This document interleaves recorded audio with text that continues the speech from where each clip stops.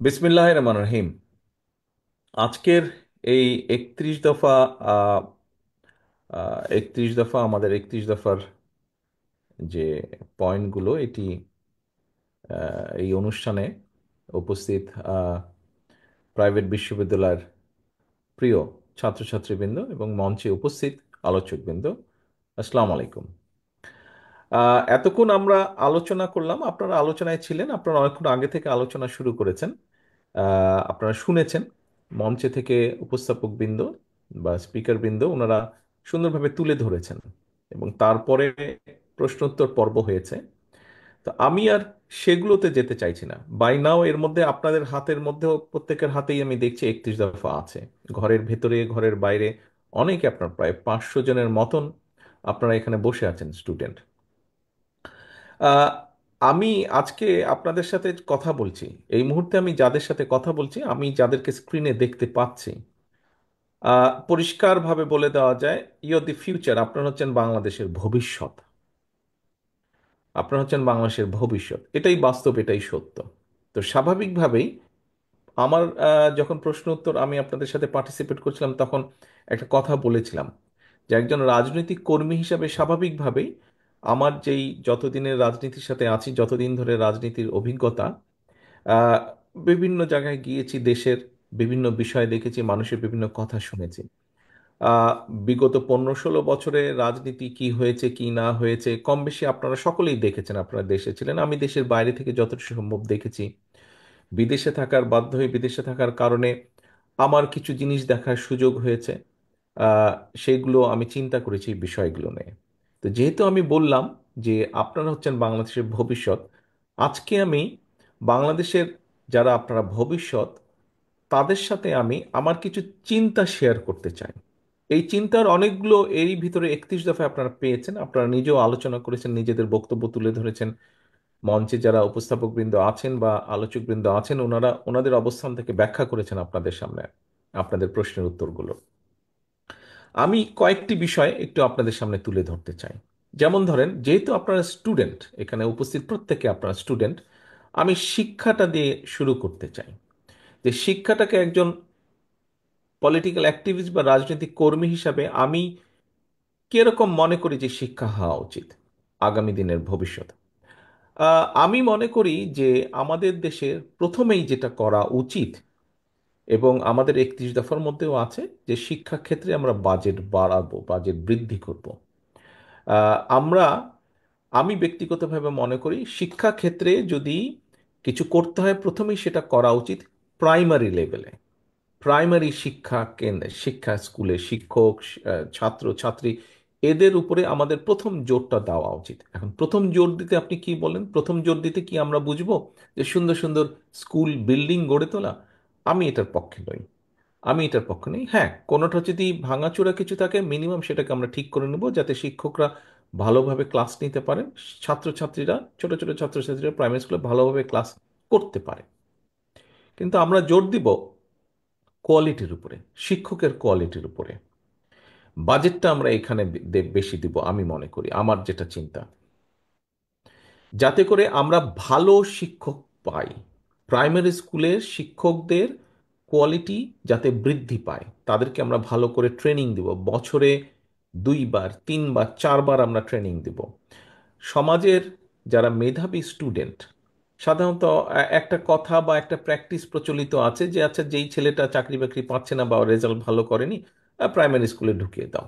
No, এই অ্যাটিচিউডটা পরিবর্তন করতে হবে, এই চিন্তার পরিবর্তন করতে হবে। প্রাইমারি স্কুলের শিক্ষক সেই মানুষটি হবেন যে একজন ভালো মেধাবী ছাত্র বা ছাত্রী হিসেবে তার পরিবার, তার সমাজের কাছে গ্রহণযোগ্য।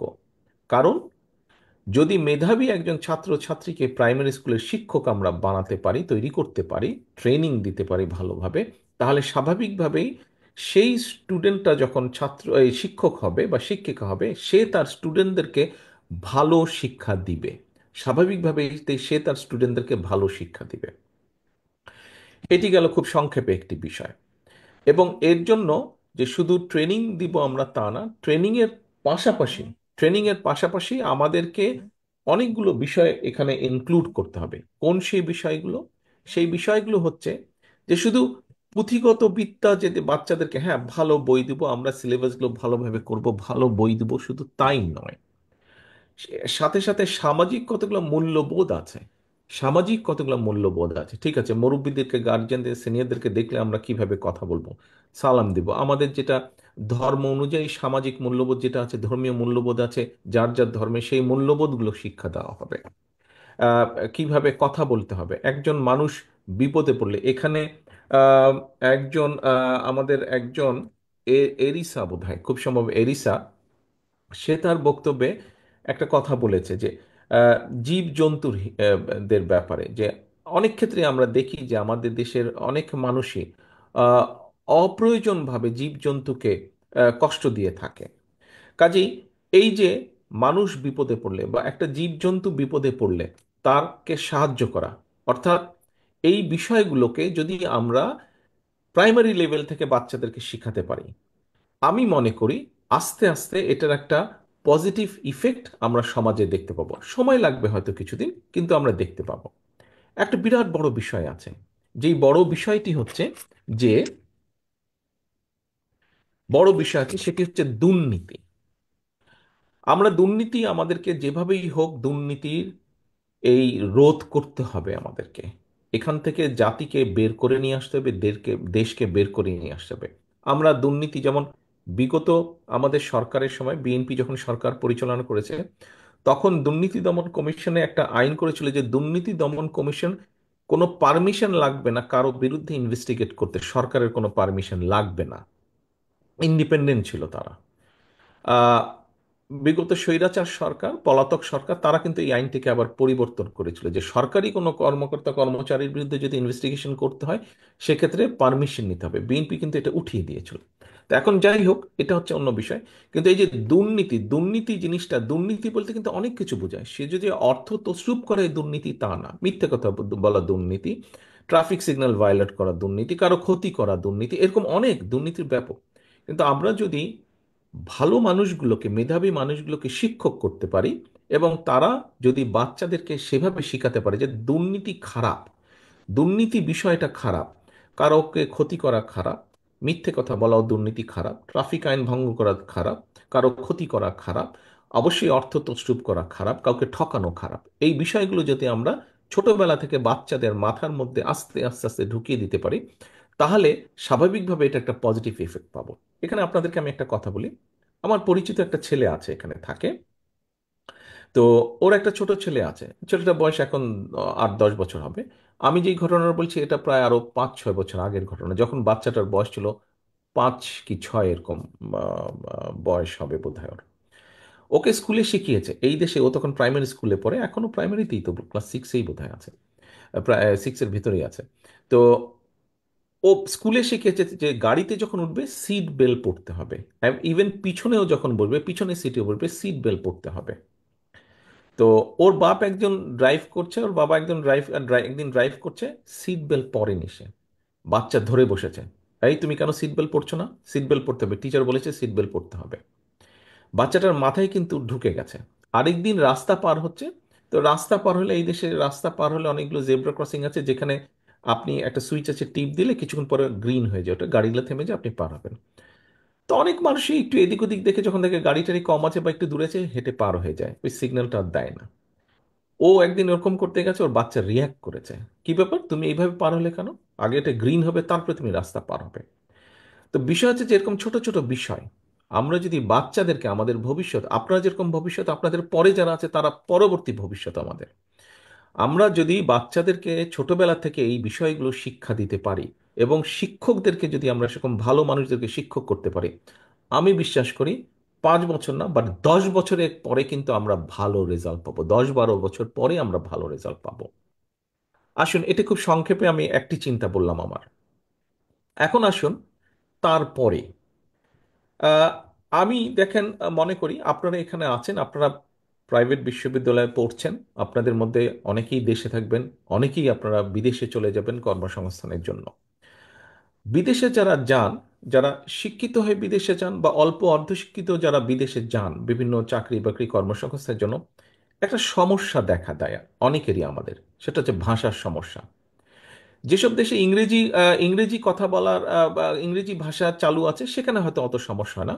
বাট যেখানে ইংরেজি ভাষা সেভাবে চালু নেই, এরকম অনেক দেশই আমাদের দেশের মানুষ যান কর্মসংস্থানের জন্য, কিন্তু ভাষা একটা প্রবলেম হয়ে দেখা দেয়। এমন অনেক ক্ষেত্রেই দেখা গেছে যদি আপনি সেই দেশের ভাষাটা কম বেশি জানতেন, আপনি আরো বেটার জব পেতে পারতেন। কিন্তু ভাষার কারণে হয়তো আপনি একটু পিছিয়ে পড়ছেন।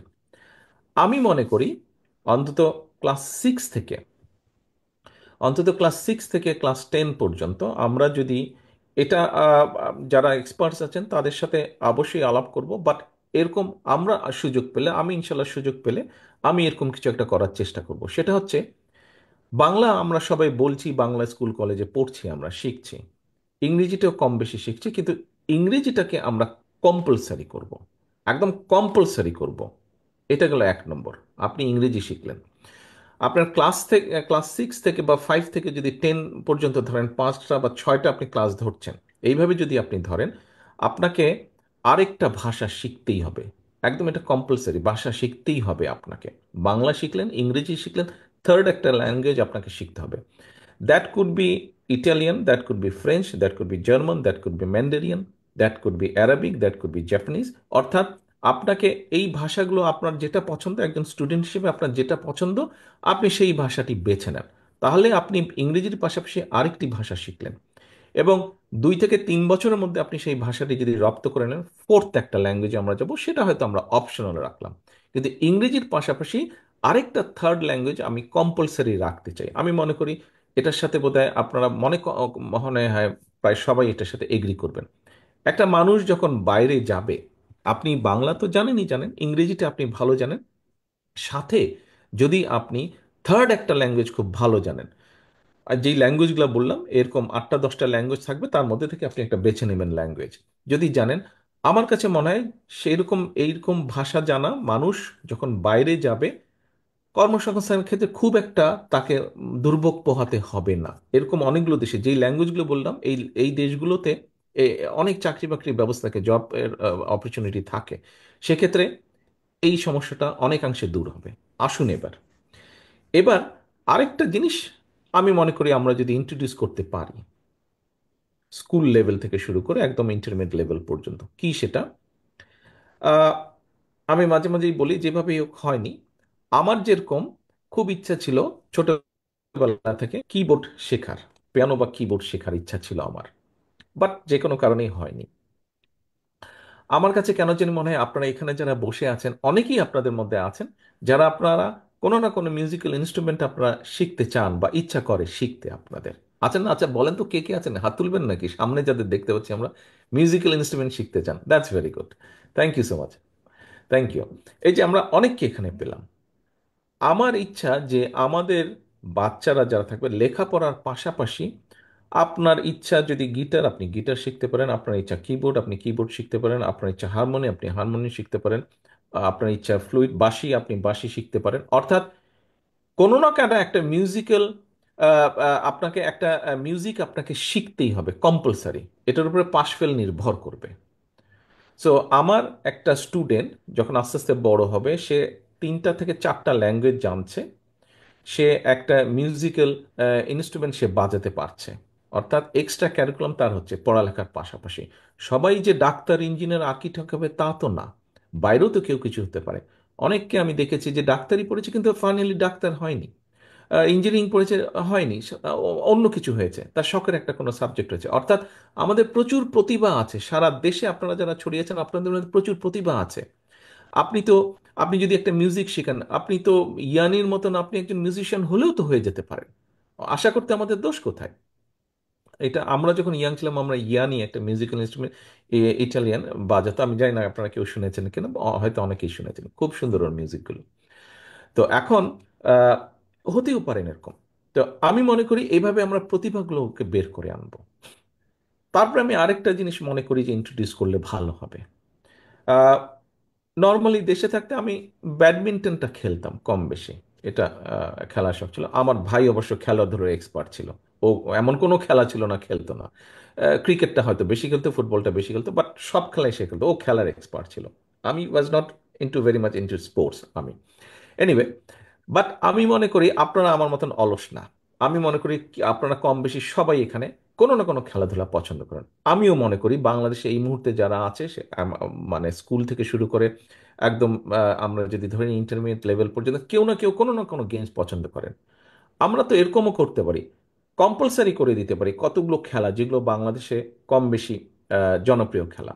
অর্থাৎ আপনাকে কোনো না কোনো একটা গেমস আপনাকে শিখতেই হবে, সেই গেমসের মধ্যে আপনাকে থাকতেই হবে, এবং গেমসের ওটার মধ্যে শুধু যে ওটা অপশনাল থাকবে বা করলে করলাম না করলে করলাম না, নট দ্যাট, এটা অপশনাল থাকতে হবে। এটা ফুটবল হতে পারে, এটা হাডুডু হতে পারে, এটা ব্যাডমিন্টন হতে পারে, এটা টেবিল টেনিস হতে পারে, এটা বাস্কেটবল হতে পারে, এটা ভলিবল হতে পারে, এটা ক্রিকেট হতে পারে। এনি গেম, আমরা কয়েকটা গেম রাখবো।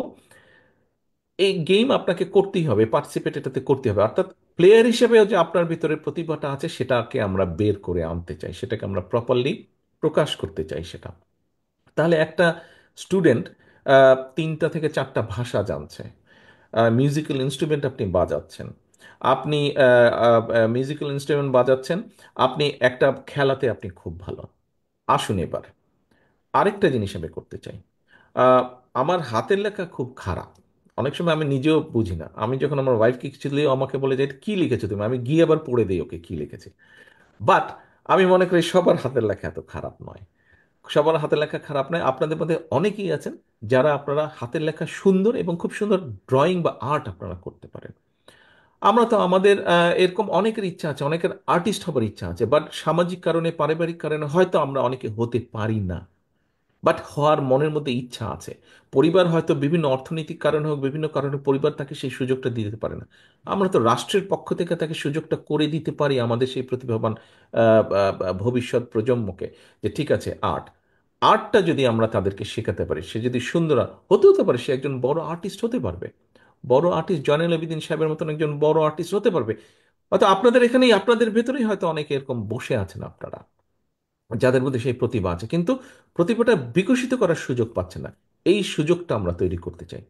তাহলে খুব সংক্ষেপে যদি বলি আমরা, দেখুন, একটা মানুষ আপনাদের এখানে যেমন ধরেন, ঠিক আছে, আজান, আমরা যে উদাহরণ হিসেবে যদি আজানের কথা ধরে নেই, ওই যে নড়ে চড়ে বসছে নাম বলার সাথে সাথে, আচ্ছা, আজানের কথা যদি আমরা ধরে নেই, আজান যদি 4টা ল্যাঙ্গুয়েজ, বসে পড়ো আজান, থ্যাংক ইউ সো মাচ, আজান যদি 4টা ল্যাঙ্গুয়েজ পারে, নিজের ল্যাঙ্গুয়েজ বাদ দিয়ে যদি 2টা থেকে 3টা ল্যাঙ্গুয়েজও যদি পারে, আচ্ছা, আজান যদি ভালো একটা গেম পারে, আজান যদি একটা মিউজিক্যাল ইকুইপমেন্ট বাজাতে পারে, আজান যদি একটা স্পোর্টসে ভালো হয়, আমাকে বলতে পারেন আজান যখন বিদেশে যে কোনো দেশে যাবে, ওর কোনো না কোনো জব তো ও খুঁজে বের করে ফেলতে পারবে। ওকে কেউ আটকে রাখতে পারবে? ওকে কেউ আটকে রাখতে পারে? আমি মনে করি পারবে না। একটা মানুষকে যদি এতগুলো কোয়ালিটি আমরা ভরে দিতে পারি, একটা মানুষের ভেতরে যদি এতগুলো কোয়ালিটিকে আমরা দিয়ে দিতে পারি, আমার তো মনে হয় বাংলাদেশের সন্তানদেরকে কেউ আটকে রাখতে পারবে না বিদেশে। ইম্পসিবল আটকে রাখা। যে কোনো জায়গায় তারা করতে পারবে, যে কোনো জায়গায় তারা উঠে মাথা উঁচু করে দাঁড়াতে পারবে। এর পাশে তো একাডেমিক শিক্ষা, যেটা আপনি আপনার লাইনে শিক্ষা নিচ্ছেন, সেটা তো আছেই সেগুলো। কাজেই আমি মনে করি আমাদের সন্তানদেরকে, ভবিষ্যৎ সন্তানদেরকে এভাবে আমি গড়ে তুলতে চাই, এভাবে আমি দেখতে চাই। আমি যেই সংক্ষেপে এডুকেশন নিয়ে আমার মিনিমাম একটা চিন্তা ভাবনা আপনাদের সাথে শেয়ার করলাম, আপনারা কি মনে করেন? খুব কি খারাপ চিন্তাগুলো? আপনারা কি মনে করেন যে যদি ইনশাল্লাহ বিএনপি সুযোগ পেলে আপনাদের সহযোগিতা পাবো এই এই এই পরিকল্পনাকে বাস্তবায়ন করার? থ্যাংক ইউ সো মাচ, সকলকে ধন্যবাদ। আচ্ছা, আসুন এবার এখানে প্রশ্ন এসেছে এবং আমাদের 31 দফার মধ্যেও আছে, আহ, মহিলাদের উইমেন এম্পাওয়ারমেন্ট বাড়ানোর জন্য, মহিলাদের ক্ষমতা বাড়ানোর জন্য, মহিলাদেরকে স্বাবলম্বী করা। দেখুন, কালকেও আমি বলেছিলাম একটি কথা, আমার জীবনের, আমার লাইফের 3জন সবচেয়ে গুরুত্বপূর্ণ ব্যক্তি, একজন আমার মা, একজন আমার স্ত্রী, একজন আমার সন্তান, কন্যা সন্তান, 3জনই মহিলা। খুব স্বাভাবিকভাবেই আমি যেই পরিস্থিতির মধ্যে দিয়ে, আমি ব্যক্তিগতভাবে যেই পরিস্থিতির মধ্যে দিয়ে গিয়েছি গত 15 বছর, আমার মতন আমার বহু নেতাকর্মী এই পরিস্থিতির ভিতর দিয়ে গিয়েছেন, অত্যাচার নির্যাতন, বিভিন্নভাবে হ্যারাস হয়েছেন, বিভিন্নভাবে কষ্ট ভোগ করেছেন।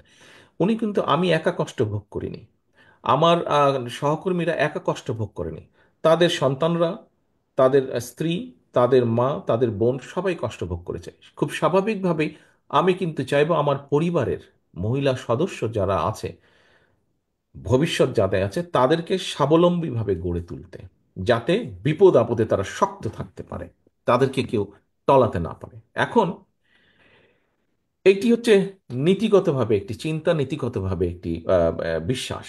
এখন আমার প্রিয় সহকর্মীবৃন্দ, প্রিয় ভবিষ্যৎ বাংলাদেশ, একটি নিশ্চয়ই আপনারা শুনেছেন যে ফ্যামিলি কার্ড নামে একটি কার্ড আমরা ইন্ট্রোডিউস করতে চাই।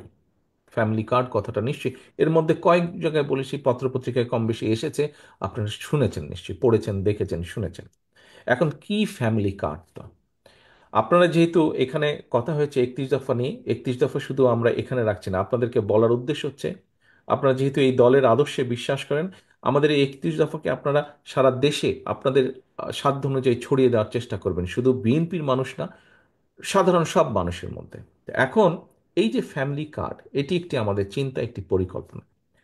দেখুন, আমরা, আমি ব্যক্তিগতভাবে মনে করি যে বিভিন্নভাবেই হোক আমাদের প্রান্তিক পর্যায়ে যারা মানুষ, তাদেরকে স্টেট থেকে একটা সাপোর্ট দেওয়া উচিত। আমাদের ধনী গরিবের বৈষম্যটা ক্ষেত্র বিশেষে অনেক বেশি। আমরা রাষ্ট্র থেকে যদি প্রান্তিক মানুষগুলোকে কিছু সহযোগিতা করতে পারি, ধীরে ধীরে মানুষগুলো একটা অবস্থানে, শক্তিশালী অর্থনৈতিক অবস্থানে দাঁড়াবে। আমরা যতই সংস্কারের কথা বলি না কেন, আমরা যদি মানুষের রাজনৈতিক সংস্কার বা রাজনৈতিক অধিকার এবং অর্থনৈতিক অধিকার, মনে রাখবেন রাজনৈতিক অধিকার এবং অর্থনৈতিক, সাইমেন্টালিস্টলি দুটোকে যদি আমরা প্রতিষ্ঠিত করতে না পারি, কোনো সংস্কার টংস্কার কিচ্ছু কাজে লাগবে না। আমাদেরকে যে কোনো মূল্যে মানুষের রাজনৈতিক অধিকার এবং অর্থনৈতিক স্বাবলম্বিতা, ইন্ডিপেন্ডেন্স, এটাকে আমাদের প্রতিষ্ঠিত করতে হবে, তাহলে আমাদের সংস্কার সব ধীরে ধীরে আমরা বাস্তবায়ন করতে সক্ষম হব। এখন ফ্যামিলি কার্ড যেটা, ফ্যামিলি কার্ড বলতে অনেকে হয়তো মনে করতে পারে যে রাষ্ট্র থেকে আমরা সব দিয়ে দেবো। না, রাষ্ট্র থেকে সব দেওয়া সম্ভব না, পৃথিবীর কোনো দেশেই সম্ভব না। বাট আমরা প্রান্তিক, এটা রাষ্ট্র, ফ্যামিলি কার্ডটা আমরা ইউনিভার্সাল রাখবো। ফ্যামিলি কার্ড এখানে আপনারা যারা আছেন, আপনারা প্রত্যেকের পরিবার হিসেবে পাবেন। একজন কৃষকের পরিবার পাবেন, একজন মসজিদের ইমাম সাহেব পাবেন, একজন মুদি দোকানদার পাবেন, প্রাইমারি শিক্ষক পাবেন, একজন ডিসি পাবে, একজন ইওনো পাবে, একজন এসপি পাবে, একজন ব্যবসায়ী পাবে, সবাই পাবে। যার প্রয়োজন সে নিবে, নিবে না, কিন্তু থাকবে সবার জন্য। এটি বুঝতে হবে কোন জিনিসটি। এই দেশে যেরকম চাইল্ড বেনিফিট আছে, চাইল্ড বেনিফিট নামে রাষ্ট্র থেকে একটা বেনিফিট দেওয়া হয়, এই বেনিফিট প্রত্যেকটা মানুষের জন্য, যাদের ছোট বাচ্চা আছে, 12 বছরের কম বাচ্চা আছে। এই দেশের প্রধানমন্ত্রীও সেটি দাবি করতে পারেন যদি তার 12 বছরের কম বাচ্চা থাকে। তবে আমার আমার ধারণা প্রধানমন্ত্রী বা মন্ত্রীরা সাধারণত নেন না, বিকজ স্বাভাবিকভাবে সাধারণ মানুষ নিলে সেটাই ভালো। তো এখন ফ্যামিলি কার্ডটার মধ্যে একটি উদাহরণ দিয়ে আপনাদেরকে বোঝাতে চেয়েছি কি ফ্যামিলি কার্ডটা। প্রথমে বলি, ফ্যামিলি কার্ডটা থাকবে কিন্তু ওই পরিবারের যে মা বা স্ত্রী, তার নামে আমরা দেবো ফ্যামিলি কার্ডটা। বাবা বা স্বামীর নামে দেবো না কিন্তু ফ্যামিলি কার্ডটা দেবো মা বা যে স্ত্রী থাকবে সেই পরিবার, তার নামে। আচ্ছা, কেন এই উদ্দেশ্যটা? এই উদ্দেশ্যটা হচ্ছে যে দেখুন, আমরা ধরে নিতে পারি যে এইভাবে জিনিসটা, যে ধরেন একটা উদাহরণ দিচ্ছি আমি, একটা পরিবারের চারজনের, একটি পরিবার, চারজনের পরিবারের মাসে হয়তো 10 কেজি চাল লাগে। আমরা যদি স্টেট থেকে তাকে 1.5-2 কেজি চাল দেই, মাসে হয়তো তার ধরেন 1 কেজি তেল লাগে রান্না বান্নার জন্য, আমরা যদি 200 বা 250 গ্রাম তেল তাকে সরবরাহ করি, মাসে হয়তো 500 গ্রাম লবণ লাগে, আমরা যদি তাকে 50 গ্রাম বা 100 গ্রাম লবণ সরবরাহ করি, এরকম যদি কিছু প্রোডাক্ট আমরা তাকে দিই, অর্থাৎ আমরা যদি ধরে নেই মাসে তার খাবার খরচ 8,000 10,000 টাকা, তাকে যদি আমরা স্টেট থেকে যদি তাকে আমরা 2,500 3,000 টাকার যদি একটা সাপোর্ট দিই, কি হবে? যেটা হবে, তার যেটা নিজস্ব খরচ সেখান থেকে প্রতি মাসে সে 2,500 3,000 টাকা করে সেভ করতে পারছে। ওই মা বা ওই যে গৃহিণী, সে সেভ করতে পারছে। আমরা ধরেই নিতে পারি সে যেই অর্থটা সেভ করবে সেটা সে কি কিভাবে খরচ করবে। এক, তার সন্তানদের লেখাপড়া, তার সন্তানদের হেলথ, এবং 3 নম্বর হচ্ছে তার পরিবারের ভবিষ্যৎ সিকিউরিটির জন্য সে হয়তো ছোট ছোট ছোট ছোট ইনভেস্ট করবে সে, যেখান থেকে সে একটা রিটার্ন পাবে, যেটা দিয়ে সে ফ্যামিলিকে সাপোর্ট দিবে। মূল বিষয়টা হচ্ছে তার ফ্যামিলির সন্তানদেরকে সে শিক্ষা এবং হেলথে সাপোর্ট করবে, এটা মা করবে, কিন্তু বাপরা করে, সব সময় করে না, বাপরা এদিক ওদিক খরচ করে ফেলে, এটি আমি মনে করি। আচ্ছা, তো এখন যখন কয়েক বছর ধরে, ওই মা বা ওই গৃহিণী যখন 500 1000 1,500 2,000 3,000 টাকা করে সেভ করতে পারবে প্রতি মাসে, ধরে নিলাম আমরা সে প্রতি মাসে হয়তো 1,000 টাকাই সেভ করলো। একদম গ্রামের প্রান্তিক কৃষক, একজন মুদির দোকানদার, রিক্সা চালক, বা এরকম খুব নিম্ন আয়ের যারা মানুষ, প্রান্তিক মানুষ, তাদের পরিবারে যখন এরকম সেভ হবে, 12 মাসে 12,000 বা 20,000 বা 24,000 টাকা সেভ হলো। অনেকের কাছে হয়তো 12,000, 24,000 বা 30,000 টাকা খুব টাকা না, কিন্তু প্রান্তিক একজন মানুষের কাছে, একজন কৃষকের কাছে, কৃষকের ফ্যামিলির কাছে, একজন রিক্সা চালকের ফ্যামিলির কাছে, একজন ছোট মুদির দোকানের ফ্যামিলির কাছে, একজন ডে লেবারের ফ্যামিলির কাছে কিন্তু বছরে 20,000, 30,000 টাকা অনেক টাকা কিন্তু। কাজেই 1 বছরে 20,000 বা 25,000, 30,000 টাকা সেভ, 2 বছরে 60,000 সেভ। তার মানে আপনি চিন্তা করেন একটা সার্টেন 2, 4, 5 বছর পরে গিয়ে তার কাছে সেভিং হবে। সেভিং হলে সেটা স্বাভাবিকভাবে তাকে, ওই মহিলাকে অনেক স্বাবলম্বী করবে, সাহসী করবে, ইন্ডিপেন্ডেন্ট করবে, এবং কনফিডেন্স বাড়াবে। তার তার কনফিডেন্স অনেক উম, বেশি বাড়িয়ে দিবে। তার সমাজে তার হাতে যখন 30,000, 50,000 টাকা থাকবে, পরিবারের সবাই কিন্তু একটু মান্যগণ্য করে চলবে তাকে। সমাজে, পরিবারে সেই মহিলা বা সেই মা বা সেই গৃহিণীটার সম্মান অটোমেটিক কিন্তু বৃদ্ধি পাবে। আমি এখানে, অনেকেই হয়তো অনেকে বলতে পারেন, আমি মনে করি এই যে মহিলাদেরকে অগ্রাধিকার দেওয়া, মহিলাদের এম্পাওয়ারমেন্ট বৃদ্ধি করা, এটি রাজনৈতিক বিষয় না। আমি মনে করি এটি রাজনীতি থেকে সবচেয়ে বেশি এটি সামাজিক আন্দোলন, এটি একটি সামাজিক বিষয়। আপনাদের প্রত্যেকের মা আছে, আপনার প্রত্যেকের মাকে নিশ্চয়ই আপনারা প্রোটেক্ট করতে চান। আপনি এইভাবে বিষয়টি চিন্তা করুন। মায়ের হাতকে শক্তিশালী করা, মায়ের পাশে দাঁড়ানো, প্রত্যেককে আমি অনুরোধ করব বিষয়টি আপনারা এভাবে চিন্তা করুন। এটি গেল ফ্যামিলি কার্ড কেন করতে চাই, এটার কি লক্ষ্য বা উদ্দেশ্য। এর বাইরে আরো কতগুলো বিষয় আছে, খুব সংক্ষেপে যদি বলতে হয়, আপনারা অনেকক্ষণ বিকাল থেকে বসে আছেন, আমি বেশি লেন্দি করব না। এর বাইরে ফ্যামিলি কার্ডের আরেকটি বিষয় আছে। আপনি যখন এই যে যে জিনিসগুলো দিবেন মানুষগুলোকে, এই জিনিসগুলো আপনি প্রকিউর করবেন। ও, এখানে একটা ইম্পর্টেন্ট বিষয় আছে। আমরা অবশ্যই চেষ্টা করব দেশে যেই প্রোডাক্টগুলো উৎপন্ন হয় বা উৎপাদিত হয় সেই রকম প্রোডাক্টগুলো দিতে। ইম্পোর্টেড কোনো প্রোডাক্ট আমরা চেষ্টা করব না দিতে।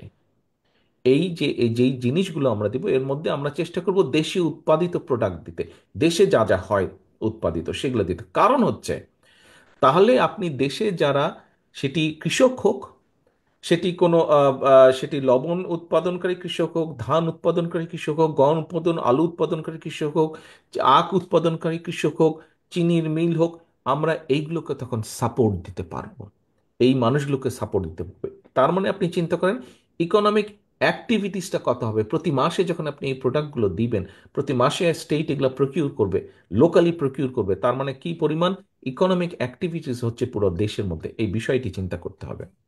আসেন এরপরে, এখানে কৃষি নিয়ে কৃষকদেরকে বিনা সুদে লোন দেওয়া যায় কিনা একজন এখানে প্রশ্ন করেছেন আপনারা। আমাদের আরেকটি চিন্তা হচ্ছে, ফ্যামিলি কার্ডের মতন আমরা কৃষকদেরকে ফার্মার্স কার্ড দিব। ফার্মার্স কার্ড দেব। আচ্ছা, কার্ডের লক্ষ্য বা উদ্দেশ্যটা কি কি হতে পারে? কার্ডের লক্ষ্য বা উদ্দেশ্যটা হতে পারে, আমাদের এখনো আমরা কৃষকদেরকে বিভিন্ন সারটার বিভিন্ন ব্যাপারে আমরা ভর্তুকি দিই, বাট খেয়াল করে যদি দেখেন ভর্তুকিটা কিন্তু প্রান্তিক কৃষক পর্যন্ত পৌঁছায় না। আমার লক্ষ্য বা উদ্দেশ্য কি? কৃষককে একটা সাপোর্ট দেওয়া। কিন্তু আমি যদি তাকে সাপোর্টটা তার কাজে নাই লাগলো, তো দিয়ে লাভটা লোকে। ফ্যামিলি এই ফার্মার্স কার্ডটা আমরা করব, এটা দিয়ে আমরা কৃষকদেরকে আমরা চেষ্টা করব, আমাদের এখানে আমাদের সরকারকে সহযোগিতা করবে, প্রশাসন আছে, প্রশাসনের মাধ্যমে, সেনাবাহিনী আছে, সেনাবাহিনীর মাধ্যমে আমরা চেষ্টা করব প্রকৃত যারা কৃষক এদেরকে আইডেন্টিফাই করে ফেলা। আইডেন্টিফাই করে এদেরকে একদম রেজিস্ট্রি করে, তার পুরো ডিটেইল ডাটাবেস তৈরি করে তাকে আমরা কার্ডটা দেবো। অর্থাৎ তার জমি কোথায়, কোন দাগে চার জমি, সে কি কি উৎপাদন করে, সবকিছু নিয়ে আমরা তার কার্ডটা তৈরি করব। সো দ্যাট তাকে আমরা যেরকম শস্য বীমার কথা বলেছি, তাকে আমরা এই সাপোর্টটা দিতে পারবো। আমাদের যে প্রশ্ন কথা বলেছেন, তাকে বিনা ইন্টারেস্টে লোন দেওয়া যায় কিনা।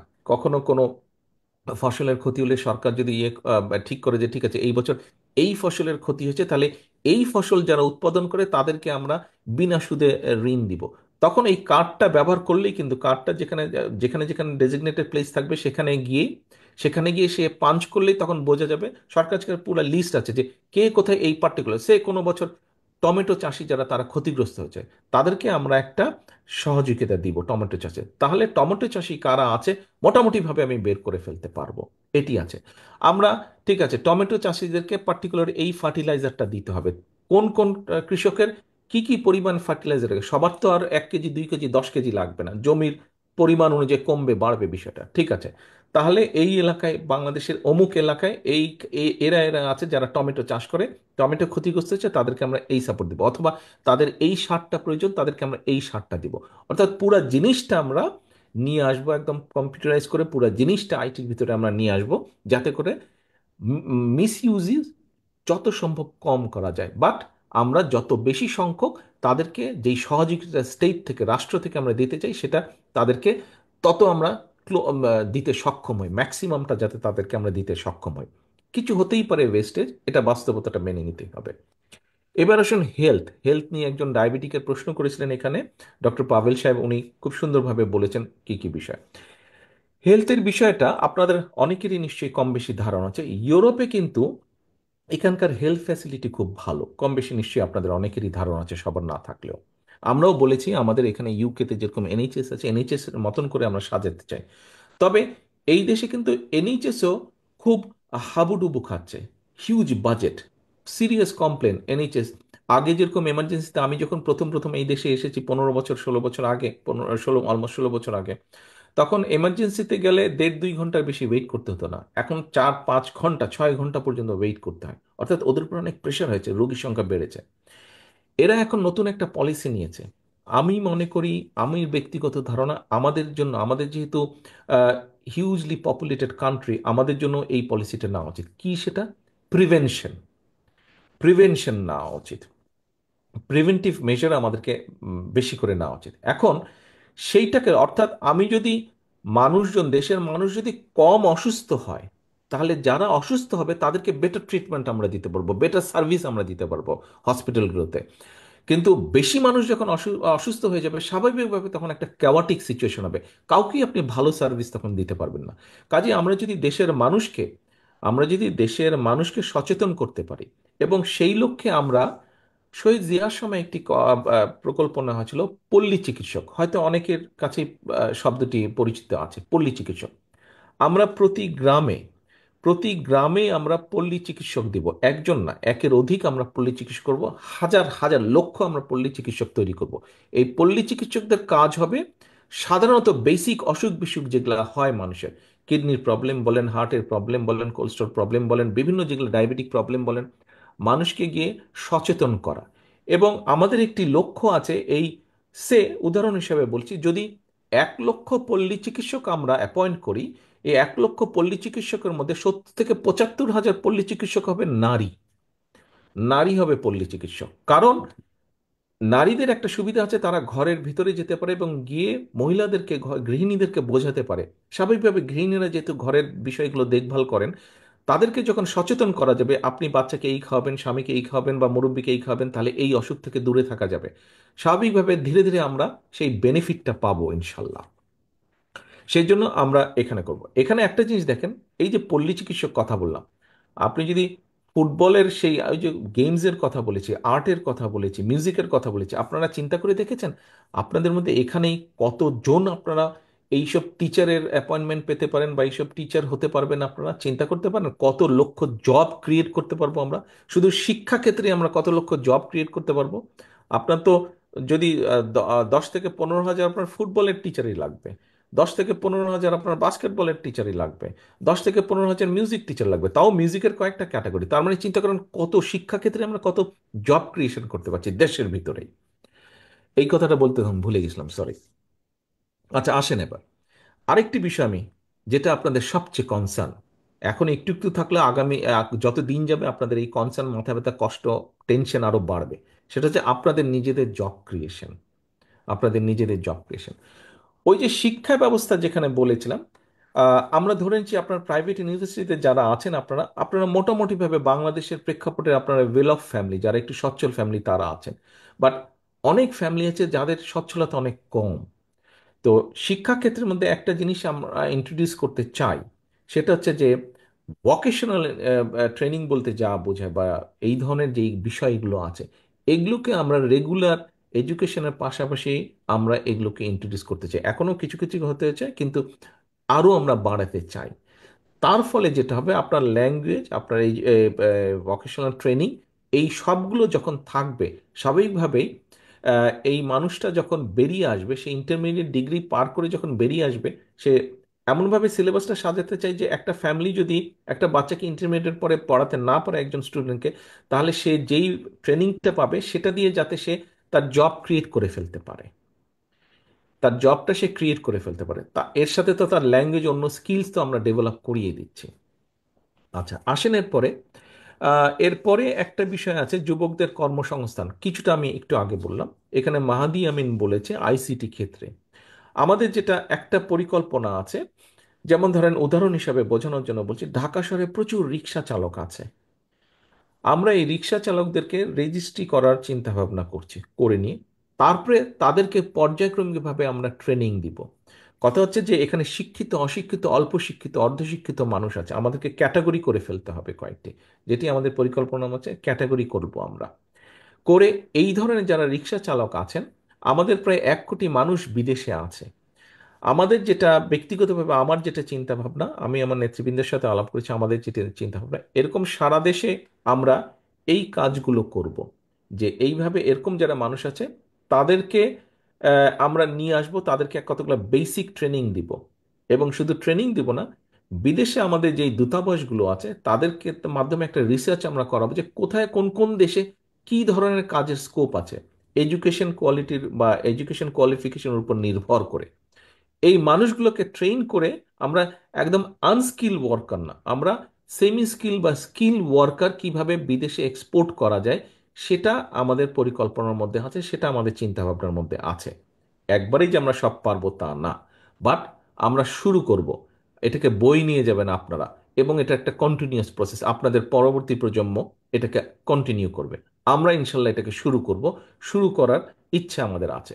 ভবিষ্যৎ, আমি প্রথমে বলেছি আপনারা ভবিষ্যৎ বাংলাদেশের। আমরা যেটা আজকে এখানে আমরা যারা বসেছি মঞ্চের যারা বসেছে, আমরা সুযোগ পেলে আমরা ইনশাল্লাহ শুরু করব, আপনারা এটাকে কন্টিনিউ করবেন। এখানে আরেকটি বিষয় এসেছে, মানে বাজারে নিত্য প্রয়োজনীয়, যেটা নিয়ে আপনারাও কম বেশি প্রায় গল্প শুনেন হয়তো, খাবার টেবিলে বসে মায়ের কাছ থেকে বা বাবার কাছ থেকে হয়তো এই বিষয়গুলো নিয়ে শুনতে থাকেন আপনারা, বন্ধু বান্ধব আলোচনার মধ্যে শুনতে থাকেন। আহ, আমাদেরকে ডেফিনেটলি আমাদের নিত্য প্রয়োজনীয় জিনিস যেগুলো প্রয়োজন হয়, আমাদের এগুলোর উৎপাদন বাড়াতে হবে। আমাদের ক্ষেত্র বিষয়ে অনেকগুলো উৎপাদন, এর মধ্যে এই ব্যাপার নিয়ে নিশ্চয়ই আপনাদের পড়ালেখার কারণেই হয়তো কেউ কেউ রিসার্চ করেছেন, ডেফিনেটলি আমাদেরকে উৎপাদন বাড়াতে হবে। এবং আমাদের সাপ্লাই চেনের মধ্যে অনেক ঘাপলা আছে।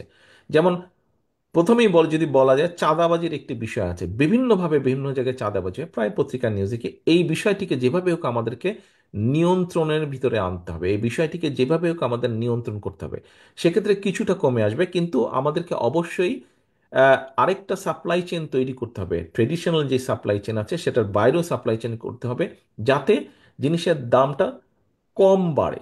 জিনিসের দাম ক্ষেত্র বিশেষে হয়তো বাড়বেই, বাস্তবতা, কিন্তু একটা স্বাভাবিকতার মধ্যে যাতে বাড়ে, অস্বাভাবিকতার মধ্যে না বাড়ে। খুব সংক্ষেপে আমি এই জিনিসটা বললাম, যদিও এই জিনিসটি সবচেয়ে কনসার্ন বিষয় এখন।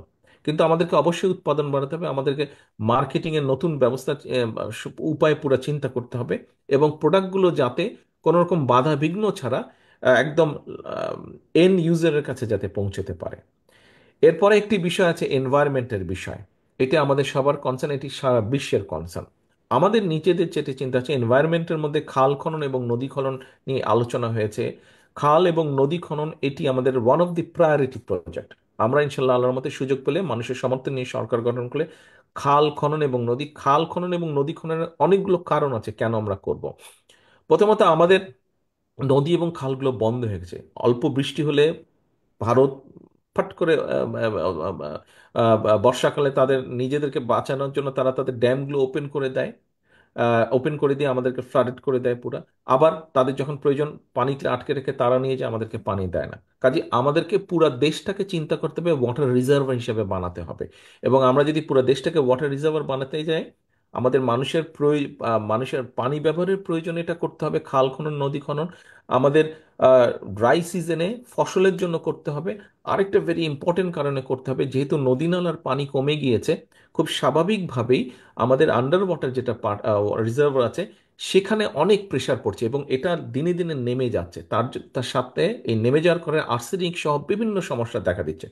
আমরা যদি উপরের রেইন ওয়াটারকে যদি নিচে দিতে না পারি, এই রিজার্ভার যদি বাড়াতে না পারি, আন্ডারগ্রাউন্ড ওয়াটার লেভেল যদি উপরে আনতে না পারি, সিরিয়াস আরো অনেকগুলো কনসিকুয়েন্সেস হবে, কাজে যেভাবেই হোক আমাদের করতে হবে। কিছুদিন আগে বন্যা হয়েছে, আপনারা হয়তো অনেকেই বন্যা রিলিফে গিয়েছিলেন, আপনারা আপনারা নিশ্চয়ই দেখেছেন। দেখেন বন্যার সময় যদি আপনি যে এই যে নোয়াখালীতে গিয়েছেন, গ্রেটার নোয়াখালীতে যে বন্যা হয়েছে, নোয়াখালী লক্ষ্মীপুর ফেনী মিলে বন্যা হয়েছে, প্রায় কম বেশি সবগুলো জায়গাতেই যদি এভারেজ ধরে নেই 5 ফিট হাইট ছিল পানির, 4 থেকে 5 ফিট হাইট। আপনি এখন চিন্তা করেন 50 স্কোয়ার মাইল ধরে, 50, মিনিমাম 50 স্কোয়ার মাইল ধরে 5 ফিট পানির হাইট, একটা সুইমিং পুল যেটার রেডিয়াস হচ্ছে 50 স্কোয়ার মাইল এবং ডেপথ হচ্ছে 5 ফিট। কি পরিমাণ পানি, তার মানে আপনি চিন্তা করেন এই পানিটা কি হলো, 2 দিন পরে এই পানিটা সাগরে চলে গেলো, আমরা কোনো ইউজই রাখতে পারলাম না পানিটা। এই পানিটাকে আমরা ধরে রাখতে চাই, খাল খনন নদী খননের মাধ্যমে এই পানিটাকে ধরে রাখতে চাই। বহু কাজ করা সম্ভব। আমি দেখতে পাচ্ছি আস্তে আস্তে আপনাদের একটু ধৈর্যচ্যুতি ঘটছে, আমি শেষ করে দেবো এখনই। এই বিশাল পানিটাকে আমাদের রাখতে হবে, কারণ ভারত পানি, আমাদের বিভিন্ন নদীর পানিগুলার উপরে ড্যাম তৈরি করে তারা নিয়ে যাচ্ছে, বহু দেন দরবার করে। এরা তো আনেই নেই, আগে যারা স্বৈরাচার ছিল এরা তো ইচ্ছা করেই আনে নাই। আমাদেরকে এখন এটার ব্যাপারে আন্তর্জাতিক আদালতে হোক, ইউএনএ হোক, জাতিসংঘ হোক, আমাদেরকে সামনে ইনশাল্লাহ সুযোগ পেলে ফাইট করতে হবে যাতে আমরা আমাদের পানির হিস্সা আনতে পারি।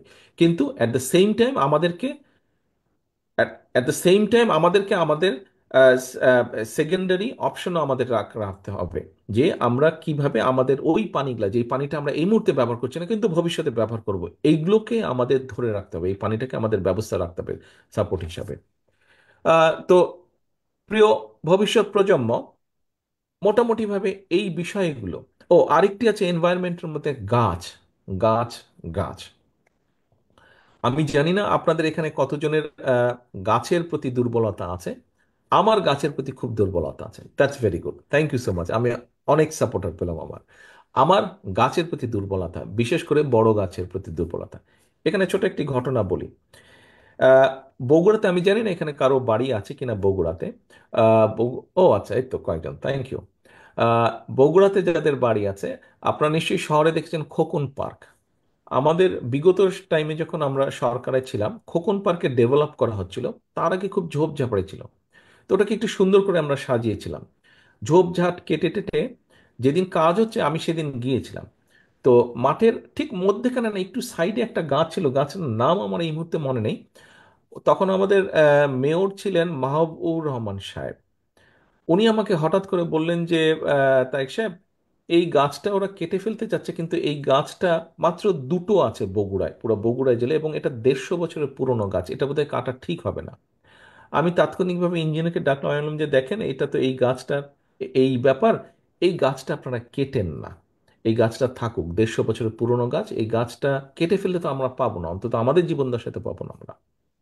গাছটা কাটা হয়নি। খুব দুঃখজনকভাবে আহ, কিছুদিন আগে আমি শুনলাম যে ওখানে যারা ছিল, এই যে স্বৈরাচারে সরকারের সময় যারা ছিল, তারা ওইটাকে আবার কিছু করতে গিয়ে, খুব কাজ দেখাতে গিয়ে গাছটাকে কেটে ফেলেছে তারা। তো শোনার পরে খুব খারাপ লেগেছে আমার কাছে ব্যাপারটা।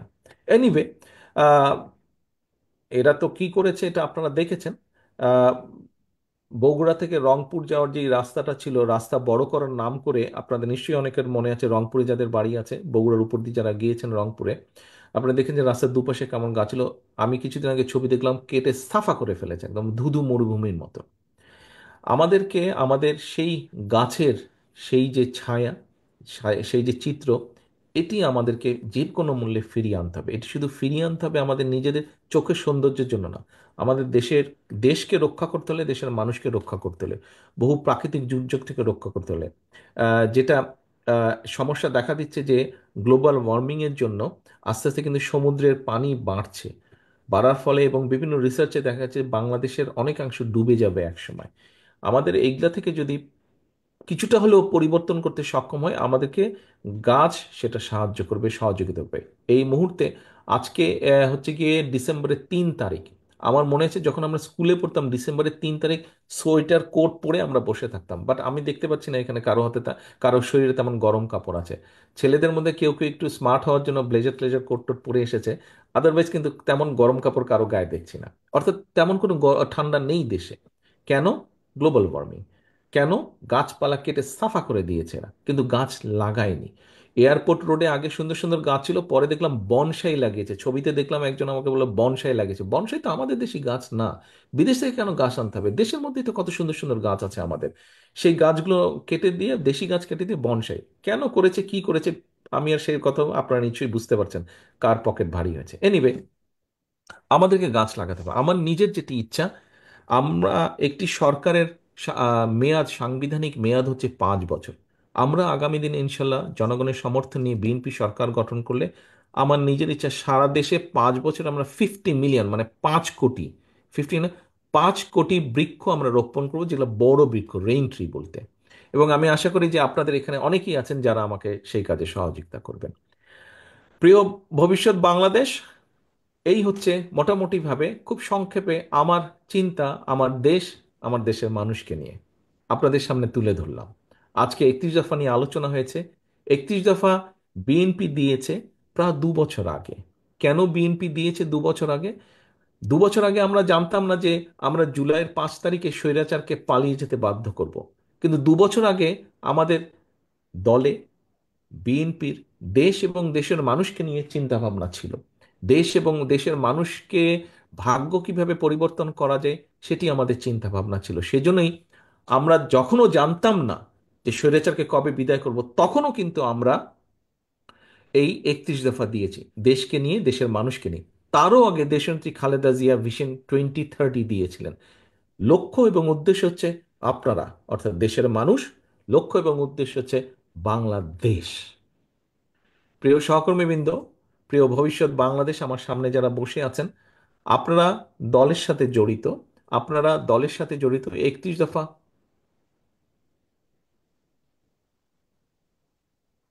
এই 31 দফা নিয়ে আপনারা আজকে আলোচনা করেছেন। 31 দফা, আমার বিশ্বাস আজকে যা এখানে আপনারা শিখলেন, জানলেন 31 দফা নিয়ে, এটি আপনারা ঘরের ভিতরে আবদ্ধ রাখবেন না। এটি আপনারা বাংলাদেশের মানুষের পথে প্রান্তে দাঁড়ে দাঁড়ে আপনারা পৌঁছে দিতে সক্ষম হবেন। আপনাদের সকলকে ধন্যবাদ। আপনাদের সকলের সুস্বাস্থ্য কামনা করছি। আমি দৃঢ়ভাবে বিশ্বাস করতে চাই, এখানে উপস্থিত প্রত্যেকটি মানুষ ভবিষ্যতে বাংলাদেশ গড়ার কারিগর হিসেবে নিজেকে গড়ে তুলবেন। আসসালামু আলাইকুম। বাংলাদেশ জিন্দাবাদ। বাংলাদেশ জাতীয়তাবাদী দল জিন্দাবাদ।